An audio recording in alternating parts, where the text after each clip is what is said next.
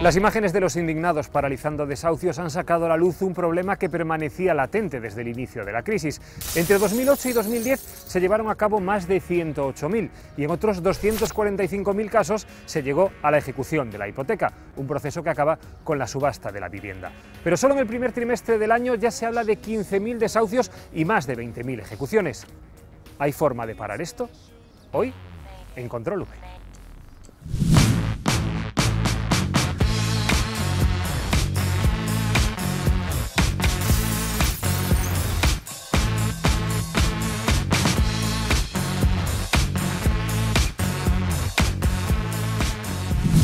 Que te quiten tu piso es algo siempre doloroso, pero que además lo hagan sin avisar es todavía mucho peor. Eso fue lo que le sucedió a Begoña. A través de su inquilina se enteró de que la cuenta en la que cada mes le ingresaba el importe del alquiler había sido cancelada. A partir de ahí, todo fueron sorpresas, pero ninguna agradable. Yo tengo un piso en Ferrol y me llama la inquilina y me dice que es que acabo de venir del banco, 4 de febrero, y me dicen que no tienes cuenta en el banco. Le dije yo, ¿cómo que no tengo cuenta en el banco? Es la cuenta de la hipoteca. ¿Cómo que no? Dije, y además tú llevas 1 año y medio en la casa, todos los meses haces regularmente el ingreso en esa cuenta, como que te dicen, eso es lo que me dice el banco, no me admitieron el ingreso porque me dicen que tú ya no tienes cuenta en ese banco. Llamo a la oficina, hablo con la directora y me dice, ¿estás de broma? Y le dije yo, pues no, estoy cualquier cosa menos de broma, eso es lo que me dice la inquilina. Me dice, dame el NIF. Le doy el NIF y me dice, ah, pues sí. Efectivamente, el 12 de enero está cancelada la cuenta. Le dije, ¿y me dices cómo se cancela una cuenta sin mi consentimiento y sin mi conocimiento? Y una cuenta en la que hay una hipoteca, es que no, se me va de las manos, no lo entiendo. Y me dice, bueno, voy a enterarme. Pasa 1 hora, pasan 2 horas, no me devuelve la llamada. Con la misma yo decido hablar con atención al cliente de ese banco en Madrid. Esto era un viernes. El lunes me llaman de Madrid y con la misma me dice, pero es que hay un problema. Y le dije yo, pero otro. Y me dice, sí, me dice, es que en octubre tu casa se ha vendido. Dije yo, ¿cómo que en octubre tu casa se ha vendido? Dije yo, estamos en febrero. Y me dice, sí, dice, deberías de hablar con el banco porque allí es donde se genera la incidencia. Llamo otra vez a la oficina y me dice, bueno, pues haz una cosa, llama al juzgado y pregúntale. Y este es el número de ejecución. Cuelgo esa llamada, llamo al juzgado por teléfono. Me coge una funcionaria y le dije yo, mire, este es mi nombre, este es mi NIF y llamo por esta ejecución. Me dice, bueno, un momentito, que aquí se ha hecho todo legal. Y le dije yo, mire, yo no estoy poniendo en duda, yo no soy quién, yo no la conozco de nada, simplemente estoy intentando enterarme qué es lo que ha pasado con mi casa, que desde hace 5 meses me dicen que no es mía. Y quiero saber de quién es y qué es lo que ha pasado. Y me dice, vale, ¿puedes venir? Y le dije yo, sí, mañana a las 9 de la mañana estoy ahí. Me siento enfrente de la funcionaria, disculpándose, que no sabía cómo justificarse, que había revuelto Roma con Santiago, que no me había localizado, que lo había tenido que sacar por edictos, que lo sentía muchísimo. Y le dije yo, mire, perdone que le interrumpa. Habrá miles de contribuyentes en este país a los cuales no se les localice. Pero en mi caso, que soy autónoma y tengo una SL, que he tenido una incidencia en el ejercicio del 2010 con Hacienda, que mis cuentas han estado embargadas, no me diga que no se me localiza. Además de todos los extractos del banco que me llegan correctamente al domicilio. ¿Cómo que no se me localiza? ¿Qué pasa con el domicilio del que estamos hablando? Que es a 200 metros del juzgado. ¿Ahí qué pasa? ¿Tampoco se localiza? Me dice la funcionaria, es que la casa está cerrada. Y le dije yo, ¿perdone? En la casa hay un inquilino con un contrato vigente, que le quedan 3 años y medio de contrato, que los pagos en concepto de alquiler los hace todos los meses a la cuenta del banco en la que está la hipoteca. ¿Cómo que no hay nadie? Se queda pálida y me dice, ah, es que el banco esa información no se la ha dado al subastero. Y dije yo, bueno, ¿y entonces quién es el propietario de mi casa? Y dice, te voy a dar el nombre, es un subastador, me da el nombre de corrido y el móvil de memoria. A mí me llama la atención ese detalle y me dice, es que le das muchísima pena. Él está muy fastidiado, él me dijo que por qué no le llamabas, porque bueno, le da mucha rabia y que a lo mejor aún podéis llegar a un acuerdo y a lo mejor te la puede revender. Y le dije yo, mire, estamos a día 9 de febrero y yo estoy intentando asumir que mi casa no es mi casa desde el mes de octubre. Que usted ahora encima intente que yo asuma o asimile el que se la tengo que recomprar a alguien, es que para mí esto se me va de las manos, es decir, lo siento muchísimo, pero yo no. Y me dice, bueno, mira, entre tú y yo, en muchas ocasiones hay irregularidades en las ejecuciones hipotecarias y aquí hay bastantes. Yo de ti buscaba un buen abogado. O sea, que la propia funcionaria ya dice que hay irregularidades. Y cuando el primer contacto conmigo es, un momentito, que aquí no ha habido ningún tipo de ilegalidad. ¿Por qué se lleva a cabo esta ejecución? Pues todavía estoy esperando a que el banco me lo cuente, pero en principio estamos hablando de un importe que no llegaría a 3.000 euros, la cuota eran 547 euros mensuales, la inquilina pagaba por alquiler 420. Entonces yo había meses que ese descuadre de 100, 120 euros no podía ingresarlo, con lo cual a mí me llamaba la atención que a lo mejor yo iba al banco y veía que estaba el alquiler de 2 meses antes en la cuenta, y yo le preguntaba, ¿pero por qué está el alquiler en la cuota? Es decir, ¿por qué no lo aplicáis a la cuota más antigua o a los intereses que correspondan? ¿Por qué está el dinero en la cuenta? No sabían contestarme, que era filosofía del banco. Y por esos descuadres que cobraron a su libre albedrío y a su antojo y a los intereses del tanto por ciento que le dio la gana al banco, hablamos de que no llegaba a un importe de 3.000 euros. Por ese dinero se vende mi casa. Lo que pasa es que yo me imagino que si te hubieran avisado del riesgo que corrías, hubieses buscado esos 3.000 euros debajo de las piedras. Es que los pido donde sea, es decir, estamos hablando de 3.000 euros, es que algún amigo, algún familiar, buscar cualquier opción, pero es que yo me entero en febrero de que en octubre mi casa ya no es mi casa. Y entonces, ¿qué hago? Busco un abogado, me adjudican por mi economía y mis números un abogado de oficio, y decidimos demandar al banco, solicitando una nulidad de actuaciones. Pero es que paradójicamente la sentencia de este magistrado, que tengo que llamarle así por no calificarlo de otra manera, reconoce que las notificaciones, tanto extrajudiciales por parte del banco como judiciales por parte del juzgado, son negativas, es decir, no ha habido. O sea, porque a ti todos los otros papeles del banco te llegaban. Todos, extractos y todo. Hablamos de que el 12 de enero se cancela la cuenta. Vale, a mí en el mes de marzo me llega del banco al domicilio correcto el extracto de la retención del IRPF de cara a la declaración de la renta. O sea, es que es una tomadura de pelo. Se han quedado con mi casa de una manera, yo creo que es incluso hasta fraudulenta, lo que pasa es que desgraciadamente no lo puedo demostrar, pero es lo que hay, es lo que me toca. Y ojalá que el Tribunal Constitucional admita el recurso de amparo. Porque te han dejado solo con la puerta del Constitucional. Solamente la puerta del contencioso a nivel Madrid. O sea, ya ni siquiera Tribunal Superior de Justicia en Galicia. Porque no cabe fallo ante esta decisión. Lo que este señor firma, y supongo que se ha quedado muy a gusto, es: esta resolución es firme y contra la misma no cabe recurso alguno. Esta es la lindeza de este señor.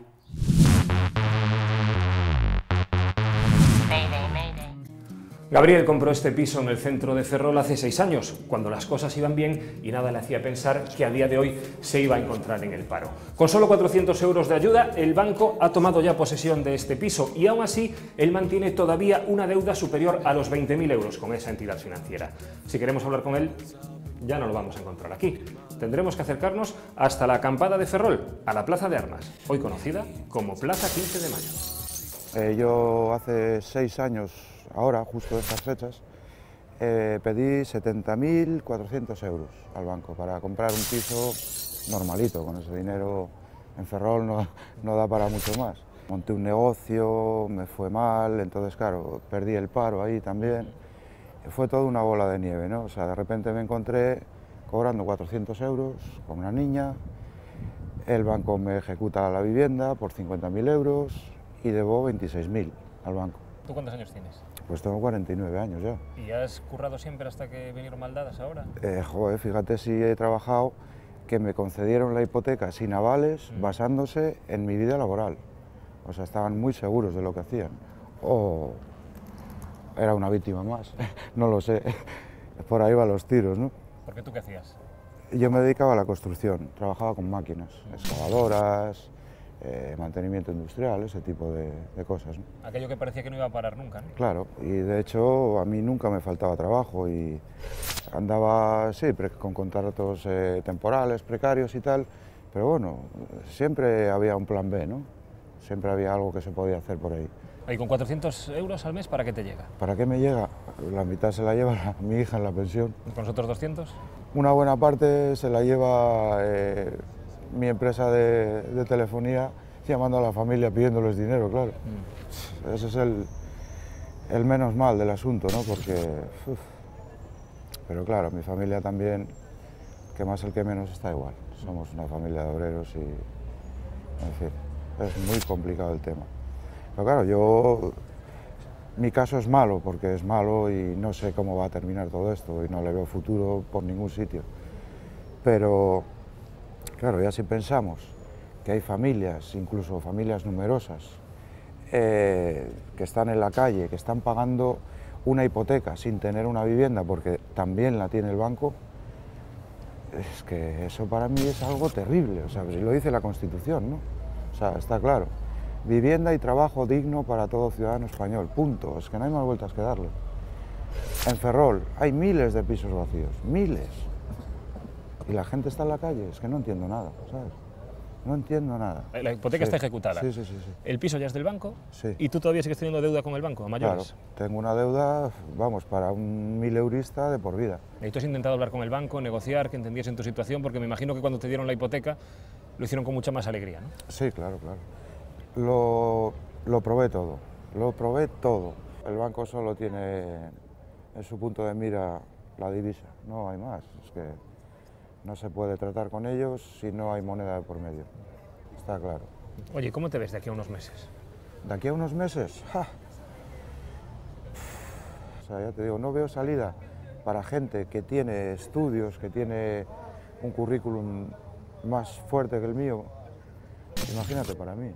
Y cada vez más mayor, o sea, me veo la indigencia, es así de claro. Me veo ahora, imagínate, dentro de 10, 15 años, o sea, sin pensión, sin techo, sin nada. O sea, se ha ido todo al garete.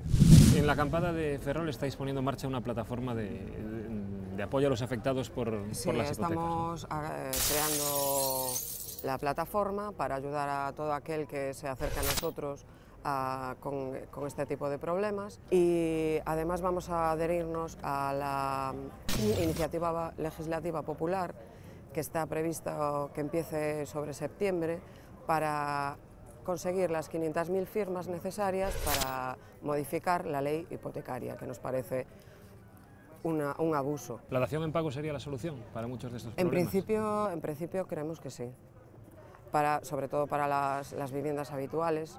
No estamos hablando de la segunda vivienda o el tercer chalet que tengas, pero sí hay muchas familias que tienen una sola vivienda y que en el momento de que se quedan en el paro no pueden afrontar esos pagos, pues bueno, ya sabéis lo que sucede, que se van a la calle directamente.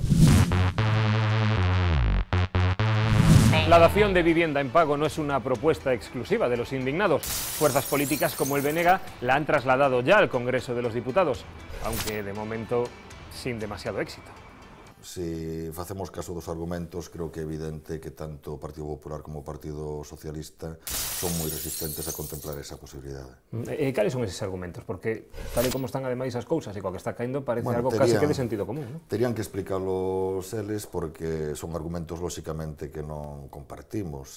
Apelan a que representaría un problema engadido para un sector que xa ten problemas como é o sector financeiro, que incluso podería provocar unha suba dos tipos de interese das hipotecas, pero en calquer caso, insisto, non compartimos en absoluto esa argumentación. Nos consideramos, en primeiro lugar, que hai que conciliar o dereito que ten unha entidade acreedora que lle sexa resarcida a súa débeda cun dereito que está protegido pola Constitución, como é o dereito a ter unha vivenda digna e como é o direito a unha vivenda digna. Por que digo isto? Porque no caso das persoas que se ven obrigadas a perder a súa vivenda por non poder facer frente aos vencimentos da hipoteca, non só se atopan co drama de que queden sin a súa vivenda habitual, senón que ainda por riba se quedan cunha débeda que teñen que ir abonando a entidade bancaria que ademais arrastra os seus avalistas, que moitas veces son o seu entorno familiar, o seu entorno social, os seus amigos,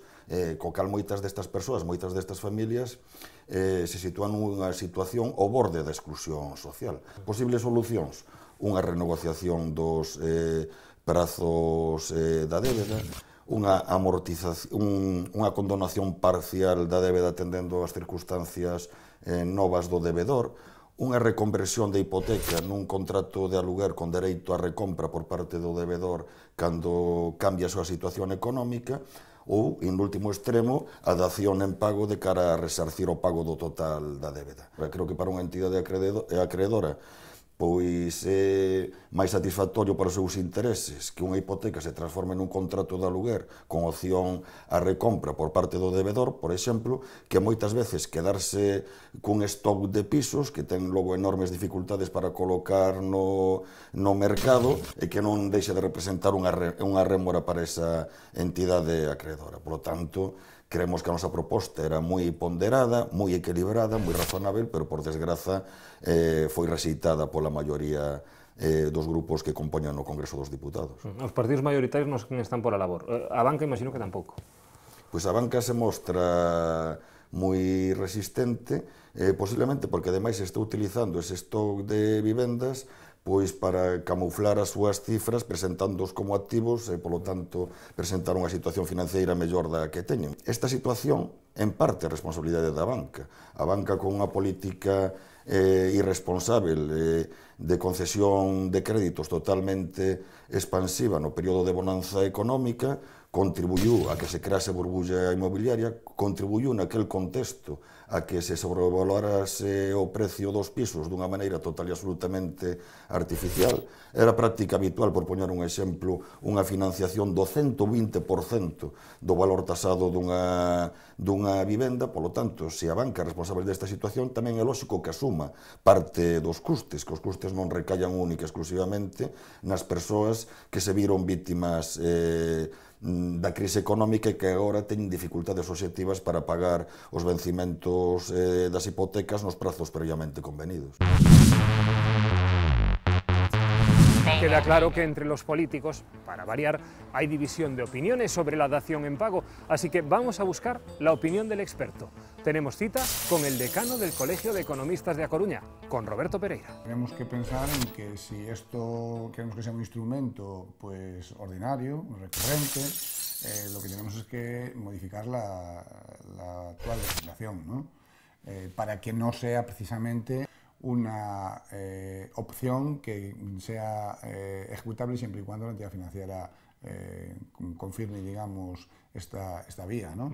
Entonces, para ello, bueno, pues es absolutamente imprescindible que modifiquemos la legislación vigente en estos momentos. La banca utiliza argumentos como que el sistema se volvería insostenible, que las hipotecas se dispararían. ¿Todo eso tendría por qué ser así? Cuando se firma una hipoteca, lo que se está estudiando es que tengamos capacidad para poder pagar ese préstamo en las condiciones pactadas, el plazo, el tipo de interés. Lo que en esos momentos no se cuestiona es qué va a ocurrir si no pagamos la hipoteca. Eso, digamos, formaría parte un poco de esa letra pequeña que no leemos, que de alguna forma, bueno, pues nos importa menos en el momento en que firmamos la operación. Y entonces, bueno, pues se producen estas situaciones de riesgo y de límite, ¿no? Lo que tendríamos que analizar es precisamente si esas cláusulas son abusivas o no son abusivas.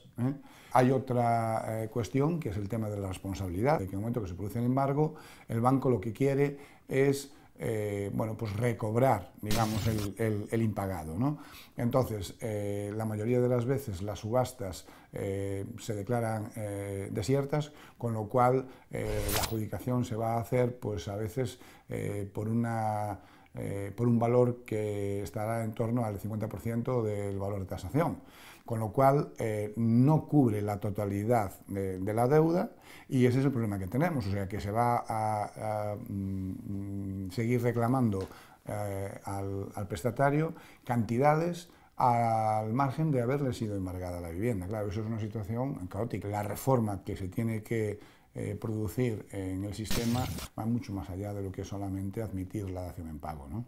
Porque para los que somos legos en la materia, tanto en la jurídica como en la económica, pagar por algo que ya no es nuestro se nos hace muy raro. Sí, efectivamente, claro, es que ese es el mayor problema. Es decir, o sea, por eso decía que incluso antes que la dación en pago, porque eso conlleva la renuncia a la propiedad, lo que sí recomendamos es que se intenten otras vías. La subrogación de la hipoteca, es decir, claro, hay que encontrar un comprador, o sea, al que le interese la vivienda, que se subrogue en la hipoteca, con lo cual ahí sí que desaparecen todas nuestras penas. Se cancela de alguna manera la deuda, o sea, porque el comprador se subroga en la hipoteca y no debemos nada a nadie, ¿no? Entonces, siempre es muchísimo más interesante, bueno, pues el tratar de apurar otras alternativas antes que, bueno, pues irnos a una situación ya de altísimo riesgo, en donde sabemos que ni siquiera entregando la propiedad se nos vamos a cancelar la deuda que teníamos con la entidad financiera. Que lo que estamos de alguna manera ahora pagando es la factura, pues bueno, de una situación de irresponsabilidad, es decir, o sea, que lo que no pensábamos en aquel momento es que las cosas se podían volver en contra del mercado, y ahora, bueno, pues tenemos que apechugar un poco con todos aquellos pecados que cometimos en los excesos de liquidez, ¿no? Roberto Pereira propone cambios en la legislación y el fin de las cláusulas abusivas. Contra este tipo de cláusulas lleva años luchando ADICAE, la Asociación de Usuarios de Bancos y Cajas de Ahorros. A nosotros nos espera su vicepresidente en Galicia, Agenor Gómez. Desde ADICAE lleváis tiempo también denunciando la cantidad de cláusulas abusivas que aparecen en las hipotecas. ¿Pueden estar algunas de estas cláusulas también detrás de estos desahucios? Pues sí, desafortunadamente es así. La famosa cláusula suelo. Bajase lo que bajase el Euribor, solo iba a pagar una determinada cantidad, que es el suelo. A pesar de estar el Euribor en el 1, y pico, aplicándolo a la cláusula, que es la cola del banco, paga el 3, es decir, el doble de intereses, o el triple, depende de la cláusula suelo que tenga. Aquellas familias que han visto mermados sus ingresos familiares por situaciones de desempleo, situaciones sobrevenidas de las que habíamos hablado antes, hubiesen podido hacer frente al pago mensual de su hipoteca si no hubiesen tenido cláusula suelo. Sabemos todos que cuando hacemos una hipoteca nos colocan otros productos. Nosotros vamos a pedir un préstamo para comprar la casa y salimos con seguros y de todo por allí. Bueno, pues uno de los productos que le colocaban era este. Un producto que era para protegerse de las subidas del Euribor. Pero en realidad no era así el producto. No era un seguro. Era ni más ni menos que un derivado financiero conocido como swap o IRS. Una apuesta futura cómo van a evolucionar los tipos de interés, de forma que si los tipos de interés suben, el perjudicado, digámoslo así, el que pierde es el banco, pero si los tipos de interés bajan, el perjudicado es el consumidor. Y efectivamente los tipos de interés bajaron. Era un producto a 5 años y en la actualidad lo que le produjo a los consumidores ese producto es que, además de la hipoteca, con cláusula suelo que le limita las bajadas, tienen que pagar a mayores ese otro producto que le puede suponer desde 100 euros, 200, 300 o 500 euros. Es más perjudicial que la cláusula suelo. Precios hinchados, hipotecas más altas, sobrevaloradas sobre lo que se esperaba y cláusulas abusivas. De alguna manera nos han llevado a esta situación. Eso es así, sí. Y el panorama que se cierne, pues en el futuro, las entidades financieras, a través de su patronal, están presionando a las autoridades, al Banco de España, al gobierno, para que no se toque nada, porque si no dicen que si no van a la quiebra. La concesión que se hizo en el año 2000 a las entidades financieras es que en el mismo procedimiento hipotecario el propio banco puede seguir embargando otros bienes distintos a la hipoteca hasta que salde totalmente la deuda, que las deudas prescriben en 15 años. Al principio de la crisis aceptaban daciones en pago voluntarias. Ya decía antes que no era obligatorio, pero sí las aceptaba. Actualmente ya no. Es conocido como el efecto sonajero, porque se hace así con la llave, se entrega popularmente, y dice el efecto sonajero que se produjo al principio de la inmobiliaria. No puedo hacer frente a la hipoteca, tienes la llave, me voy y ya está, sin deudas. Pero aquí no es así, porque la dación en pago se puede hacer, pero no es obligatorio que el banco la acepte. Veremos si finalmente se acaba aplicando el efecto sonajero, porque como escribí hace unos días en La Voz nuestro compañero Jorge Casanova, violencia no es pintar la gabardina de un político. Violencia es que te quiten tu vivienda y te obliguen a seguir pagándola. Nos quedamos en tu sala de estar, ¿no? Vale. Por lo menos las vistas no están mal. Bueno, han estado mejor cuando no teníamos la feria esta.